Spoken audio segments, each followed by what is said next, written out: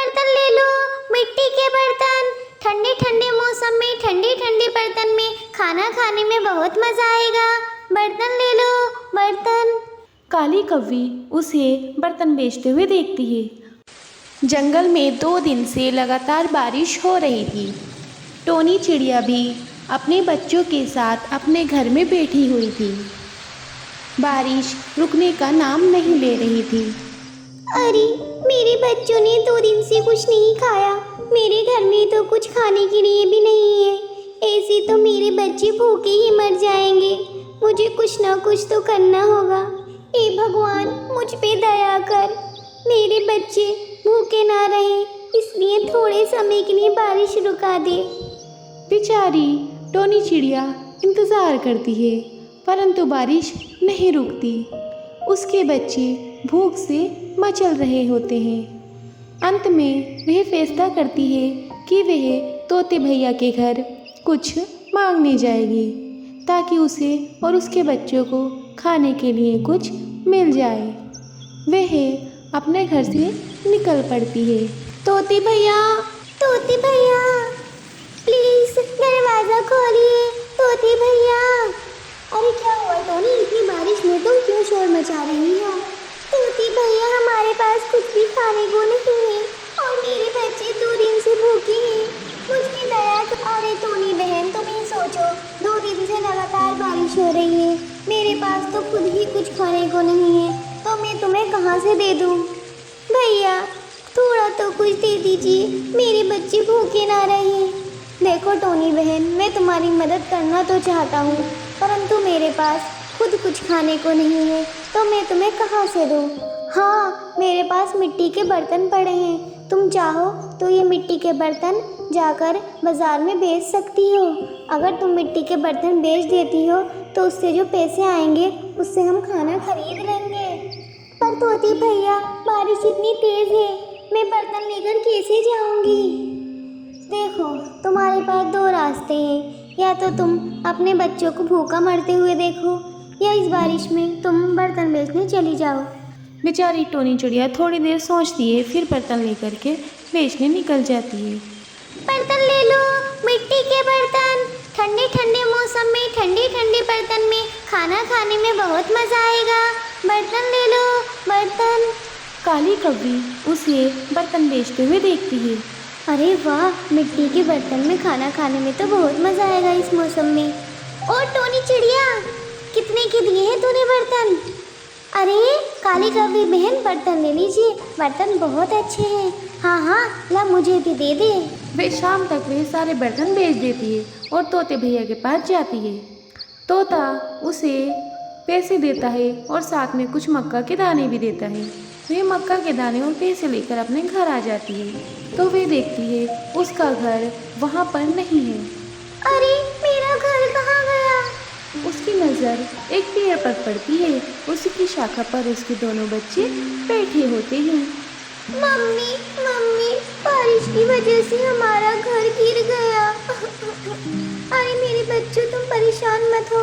लो, मक्का के ये दाने खाओ और अपनी भूख मिटाओ पहले। वहाँ से एक परी गुजर रही होती है। वह टोनी चिड़िया और उसके बच्चों की ये परेशानी देखती है और टोनी चिड़िया के पास आती है। क्या हुआ चिड़िया, तुम बहुत परेशान लग रही हो? हाँ, हमारा घर टूट चुका है और हम बेघर हो गए हैं। वह टोनी चिड़िया को कुछ बीज देती है और कहती है इसे मिट्टी में बो देना, और वहाँ से चली जाती है। टोनी चिड़िया अपने बच्चों के साथ जाती है और वह बीज बो देती है। अगले दिन वह उसी स्थान पर जाती है जहाँ उसने बीज बोए थे, तो वह देखती है कि वहाँ पर एक पेड़ लगा हुआ है जिस पर सभी तरह के फल लगे हुए हैं और एक सुंदर सा घर बना हुआ है। मम्मी, मम्मी देखिए, यहाँ पर तो एक सुंदर सा घर भी है। हाँ बेटा, और इस पेड़ पर तो बहुत सारे फल हैं। अब हमें कभी भी खाने की परेशानी नहीं होगी। मम्मा, कितना अच्छा लग रहा है ना, एक ही पेड़ पर सारे फल। अब तो हम खुशी खुशी से रहेंगे। फिर वे अपने बच्चों के साथ खुशी खुशी रहने लगती है। एक जंगल में टुनटुनी चिड़िया अपने माता पिता के साथ रहा करती थी। उसे पढ़ाई के साथ साथ सिंगिंग का भी बहुत शौक था। वह अक्सर बहुत सुंदर सुंदर गाने गाया करती थी। एक दिन वह अपनी सिंगिंग क्लास लेने जाती है और वहाँ एक सुंदर सा गाना गाती है। लग जा गले कि फिर हंसी रात हो न हो, शायद तेरे से जन्म में मुलाकात हो न हो। लग जा गले। अरे वाह टुनटुनी, तुम तो बहुत सुंदर गाना गाती हो। एक दिन तुम बहुत बड़ी सिंगर बनोगी। वह अपने घर आती है।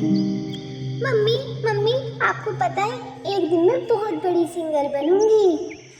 बस बहुत हुआ है गाना वाना, अब तुम्हारी शादी की उम्र हो गई है। अब हम तुम्हारे लिए रिश्ता देखेंगे और तुम्हारी शादी करेंगे। मम्मी, ये आप कैसी बातें कर रही हैं? मुझे अब शादी नहीं करनी है। मुझे एक बहुत बड़ी सिंगर बनना है। अपनी एक एकेडमी खोलनी है जहाँ गरीब बच्चों को मुझे गाना सिखाना है।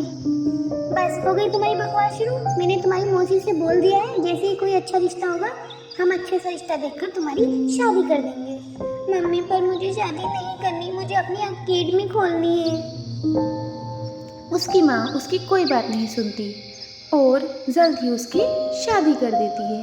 वह अपने ससुराल में अपने पति और अपनी सास के साथ खुशी खुशी रहने लगती है। एक दिन उसकी सास उससे कहती है, अरे टुनटुनी, मैंने सुना है तू अपने यहाँ बहुत गाने गाया करती थी। तूने गाना भी सीखा था? हाँ सासू माँ, मैं अपने यहाँ गाने सीखती थी और गाने गाया भी करती थी। मैं एक बहुत बड़ी एकेडमी खोलना चाहती थी।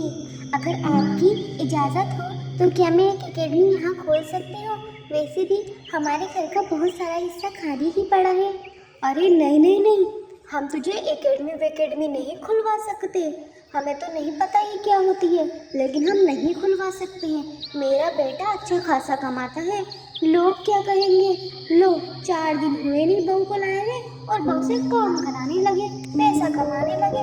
हम ऐसा नहीं कर सकते, हम खानदानी लोग हैं। बेचारी टुनटुनी खामोश हो जाती है और वक्त के साथ समझौता कर लेती है। ऐसे ही कुछ दिन बीत जाते हैं। दोनों सास बहू एक दिन रात में बैठी होती हैं और टुनटुनी अपने पति का इंतज़ार कर रही होती है। माँ जी, बारिश कितनी ज़्यादा हो रही है, मुझे तो बहुत टेंशन हो रही है और ये अभी तक नहीं आई। हाँ बहू, ये अभी तक नहीं आया, मुझे भी अब टेंशन होने लगी है। माँ जी, हम जाकर देखते हैं ना कि ये कहाँ पर है। बेटा, मैं जाना तो चाहती हूँ, लेकिन तू तो देख रही है कितनी बारिश है, कितना मौसम खराब है। हम लोग ऐसे नहीं जा सकते हैं। अभी पहले बारिश थोड़ी हल्की होने दे, फिर हम जा कर के देख लेंगे। जैसे ही बारिश थोड़ी हल्की होती है, टोनी की सास अपने बेटे को देखने के लिए निकल पड़ती है। वह देखती है कि उसका बेटा जंगल में मरा पड़ा है। जैसे ही बात टुनटुनी को पता चलती है, वह ज़ोर से रोने लगती है। हे भगवान, ऐसा नहीं हो सकता। तूने मेरे साथ ऐसा क्यों किया? माँ जी, बोल दीजिए ये झूठ है, ऐसा कुछ नहीं हुआ है। वो तो मुझसे वादा करके गए थे कि हम लोग रात को घूमने चलेंगे। ऐसा नहीं हो सकता। बेटा, यकीन कर, ऐसा हुआ है। अब हम बेसहारा हो गए। टुनटुनी के ऊपर तो जैसे दुखों का पहाड़ ही टूट पड़ा। अब वह उदास रहने लगती है। समय बीतता जाता है। एक दिन उसकी सास उसके पास आती है और कहती है, बेटा, तुझे तो पता ही है कि हमारे घर में एक ही कमाने वाला था और अब उसका भी देहांत हो गया है। घर के ऐसे हालात हैं कि घर में कुछ खाने को भी नहीं है। तू एक काम कर, तू अपनी एकेडमी ही खोल ले, कम से कम घर में 4 पैसे तो आएंगे। अपनी सास की बात सुनकर टुनटुनी भी एकेडमी खोलने के लिए तैयार हो जाती है और वे एकेडमी खोल लेती है। वहाँ पर वे बहुत से बच्चों को सिंगिंग सिखाने लगती है। फिर दोनों सास बहू उस घर में खुशी खुशी रहने लगते हैं।